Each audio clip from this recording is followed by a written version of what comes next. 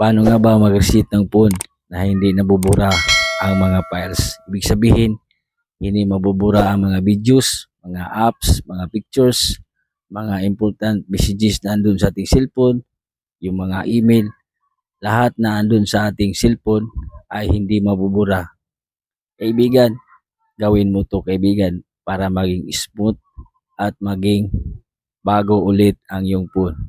Kaibigan, kung may nais kang malaman, i-comment sa comment section at kung bago ka pa lang, i-click ang palubuton sa tabi ng pangalan ko para updated ka palagi sa ating video. Tara, let's go! Okay, open mo lang yung phone kaibigan at hanapin ang settings ng yung phone.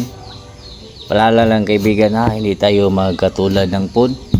At kung wala ito sa settings ng yung phone, huwag mo na lang pilitin kaibigan kasi nga magsa-shutdown ang iyong phone at hindi na babalik ang lahat ng mga setting na doon sa iyong phone. Okay? Hanapin mo lang yung additional settings o kaya reset phone or backup and reset. Sa akin, additional settings. At mag-scroll ka pababa. At hanapin, itap mo lang ang backup and reset. Then, tap mo itong reset phone, okay? At dito mamili tayo. Kung wala ito sa settings ng yung phone, paalala lang kaibigan, isang payong kaibigan, kung wala ito sa settings ng yung phone, huwag nyong i-reset kaagad kasi nga mawawala lahat ng files ng yung phone. Okay, may nagtuturo kasi na i-reset daw, di naging alarm clock na lang ang kanyang phone. So, payong kaibigan, kung wala ito sa yung settings, ay wag nyo i-on, wag nyo i-tap, okay? Ang sabi pa dito, erase SMS and MMS messages stored in this phone. So, kung ito ang yung piliin, ay yung mga messages lang at mga multimedia messages ang ma-delete. At kung ito ang yung pipiliin,